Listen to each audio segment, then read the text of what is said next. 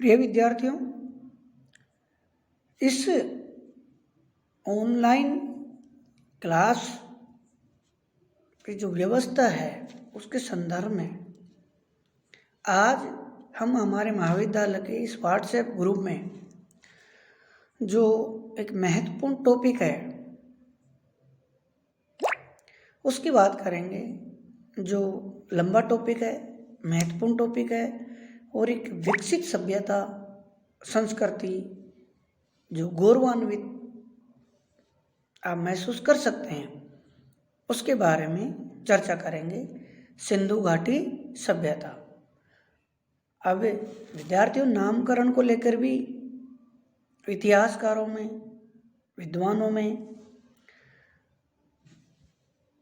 आम सहमति को लेकर, नामकरण को लेकर बातें रही हैं। विवाद तो नहीं कह सकते, लेकिन सर्वसम्मति बनाने का प्रयास किया कि इसको सिंधु घाटी सभ्यता कहा जाए, हड़प्पा सभ्यता कहा जाए या सिंधु सरस्वती सभ्यता कहा जाए। खैर, इसके नामकरण को लेकर हम अलग वीडियो में चर्चा करेंगे। बात करते हैं भारत में सिंधु घाटी सभ्यता के संदर्भ में। अब प्रिय विद्यार्थियों, इसकी जो मैं आपको टॉपिक बहुत से हैं, जैसे आपके एग्जाम की दृष्टि से, पाठ्यक्रम की दृष्टि से इसके कई रूप हैं, कई भाग हैं। जैसे सिंधु घाटी सभ्यता की मुख्य विशेषताओं का वर्णन कीजिए। आपके एग्जाम की दृष्टि से मैं आपको बता रहा हूँ कि आपके एग्जाम की दृष्टि से जो महत्वपूर्ण क्वेश्चन आ सकते हैं, बड़े क्वेश्चन आ सकते हैं, वो है सिंधु घाटी सभ्यता की विशेषताओं का उल्लेख कीजिए। सिंधु घाटी सभ्यता का जो धार्मिक जीवन है, धर्म है, सैंधव धर्म ही वर्तमान हिंदू धर्म का विकसित रूप है, या यूँ कहें वर्तमान हिंदू धर्म ही सैंधव धर्म का विकसित रूप है। यह आपके एग्जाम की दृष्टि से महत्वपूर्ण है। इसके अलावा सिंधु घाटी सभ्यता का नगर निर्माण योजना, नगर नियोजन योजना, वो भी एग्जाम की दृष्टि से महत्वपूर्ण है।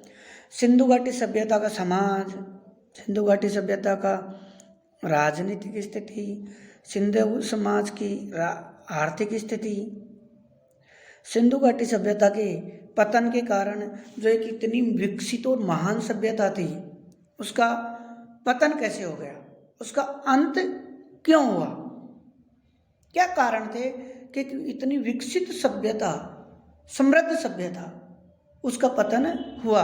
तो यह आपके एग्जाम की दृष्टि से महत्वपूर्ण है, सिंधु घाटी सभ्यता के पतन के कारण। तो प्रिय विद्यार्थियों, मैं भी आपको इस सभ्यता के सामान्य जानकारी दूंगा कि पहले ऐसा माना गया कि भारत की जो पहली सभ्यता और संस्कृति, सबसे प्राचीन जो सभ्यता और संस्कृति है वो है वैदिक सभ्यता, अर्थात आर्य सभ्यता। लेकिन जब 1920 या यूँ कहीं कि पहले भी साक्ष्य मिले हैं, और 22 राय बहादुर दयाराम साहनी, राखलदास बनर्जी, उनके द्वारा जो सैंधव स्थल, हड़प्पा स्तर जो सभ्यता है, उन्हें सिंधु घाटी सभ्यता के स्थलों की जो खुदाई की गई, उत्खनन किया गया, और उस उत्खनन में जो खुदाई में जो एक विकसित सभ्यता, एक सभ्यता और संस्कृति के दबे हुए सभ्यता के अवशेष प्राप्त हुए, तब जाके बड़े पैमाने पर खुदाइयाँ हुई, उत्खनन हुआ, और तब जाके ये पता चला कि भारत की सबसे प्राचीनतम जो सभ्यता और संस्कृति है वो वैदिक सभ्यता नहीं है, बल्कि उससे भी प्राचीन भारत में एक सभ्यता और संस्कृति रही है, जो उससे भी पहले रही है। तो सबसे पहले 1920 में हड़प्पा के टीले की खोज हुई, हड़प्पा स्थल का जो पता चला। 1922 में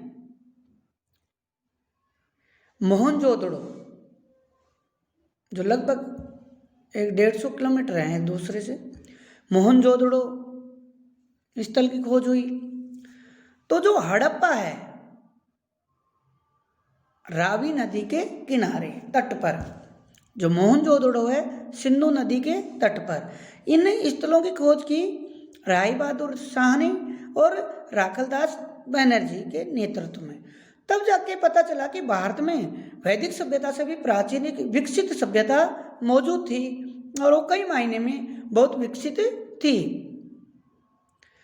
तब जाके विद्वानों का, भारतीय पुरातत्व विभाग का ध्यान उधर गया कि इस सभ्यता और संस्कृति के बारे में जानकारी प्राप्त की जानी चाहिए।